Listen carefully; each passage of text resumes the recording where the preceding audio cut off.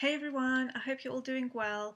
I'm glad to tell you that there's another tutorial for you guys that want to learn how to apply bridal makeup. This is an exotic look. I use pinks, greens and golds as the bride's outfit was actually like that. Now the reason I've been away is because I've actually been finalising the last 30 colours for the Artist of Makeup range, and this is our 30 palette.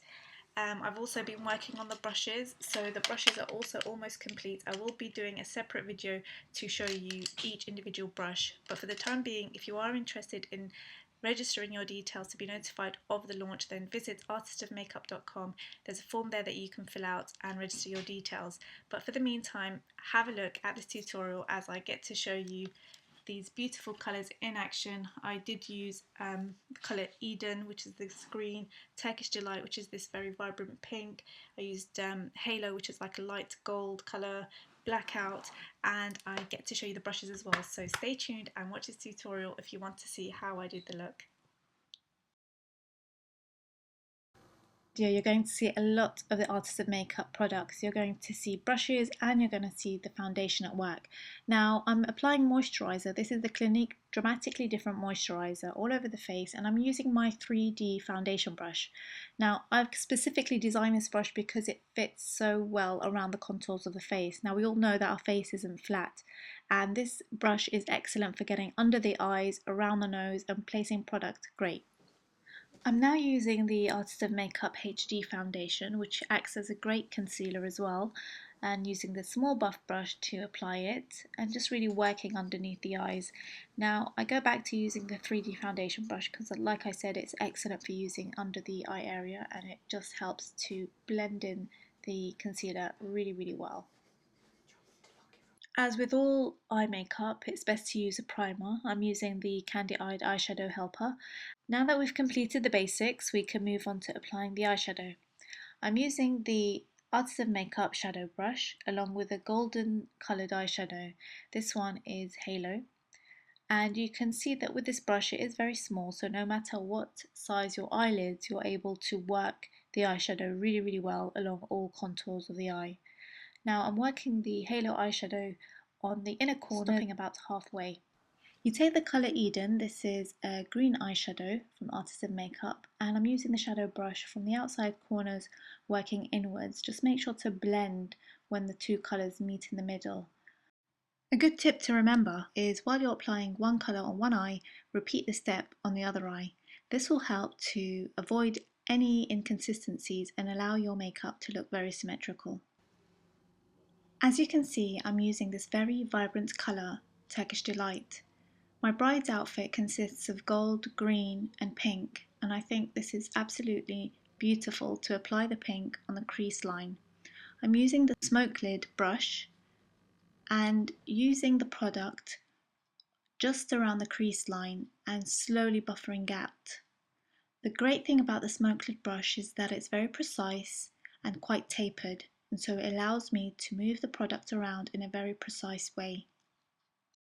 I'm now using my Extreme Art Liner brush. I've always found it extremely difficult to find a very good eyeliner brush. Now this one is perfect. I've designed it so that it's very precise and slim, and as you can see the gel liner is being applied really close to the lash line, and it's very easy to blend and get that precise deep look.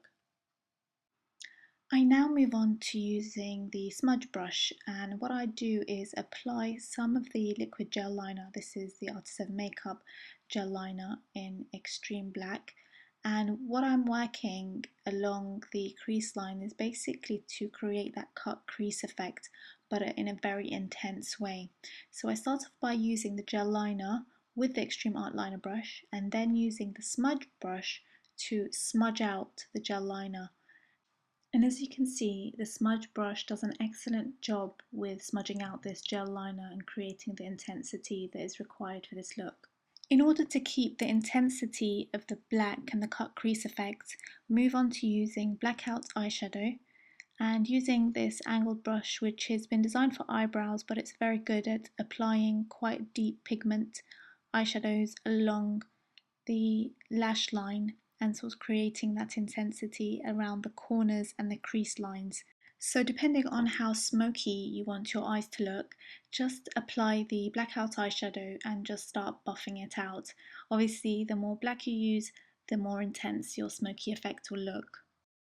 I now move on to highlighting under the brow area, and I'm using Moonbeam eyeshadow just underneath the brows. This is an excellent highlighter if you don't want any shimmer, and I'm just using the shadow brush to just gently buff in the Moonbeam colour right under the eyebrows, creating a really beautiful highlighted effect and really making the eyes pop. I want to create a little bit more intensity, so I've applied a little bit of the Turkish Delight on the hand, and then just taking the brush, which is the smoke lid, and just placing it just around the crease line, just to kind of marry up all the eyeshadow colours together. With this style of look, you can add the white pencil, which I'm applying now, onto the waterline, and this really makes your eyes stand out. You don't have to opt for this, you can put a black pencil on the inside waterline, but I feel this really works beautifully. And now you can really see the eyes taking shape. And to complete the look, I'm using my Extreme Art Liner brush with some gel liner that I used earlier. The trick is to apply a very thin line close to the lashes. You don't want anything overly dramatic, so the Extreme Art Liner brush is ideal for this. I now move on to defining my bride's eyebrows. Now, as always, I always stress, don't overdo the eyebrows. Don't make them look too dark, don't make them look too thick. Just follow the natural curves of the eyebrows and just filling in any sparse areas and allowing the brows just to look a little bit more structured and give more definition to the eyes. To get a flawless look, I love using my 3D foundation brush to use with any cream foundation. I'm using the Artists and Makeup HD foundation right under the eyes and really working it throughout the face. The great thing with a 3D foundation brush is that it's 3D. It works around the contours of the face, around the nose, around the jawline, and it doesn't leave any of those streaky lines. So it's really great at buffing in the foundation, but at the same time applying it in a full coverage type of way. The 3D foundation brush, along with the cream foundation, helps to just give you that very flawless appearance to the skin. I particularly love using my 3D foundation brush right under the eye area. It not only helps buff in the concealer or foundation, but it just helps to blend the colours together so that it just looks like one product has been used. I now start using my large tapered brush to apply highlighter to the top of the cheekbones. I always get asked what highlighter I use, and I have to say my favourite is the Glow eyeshadow because it really gives that highlighted appearance.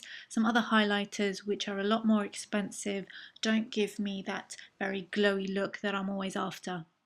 Now that I've highlighted the top of the cheekbones, I go on to give some definition to the cheekbones by adding a contour. I'm using the angled contour brush for this, as well as the Nutmeg eyeshadow, which acts as a brilliant contour powder.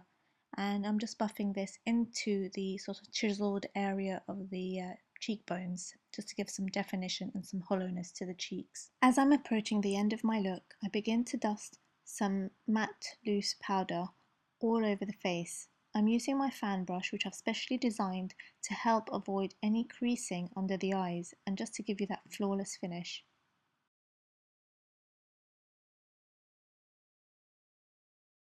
I hope you guys enjoyed this look and got to see a sort of more vibrant side to bridal makeup, and it just goes to show that you can use vibrant colours and use vibrant colour on your lip as well as your eyes without looking like a drag queen. So it is possible, you just have to know how to apply it. So I hope you guys learned something and that you get to try it out. And if you do, please post the pictures on my Facebook page, or you can find me on Instagram or on Twitter. The links will be below, and I can't wait to see what you guys create, and I'll see you in the next video. Bye bye.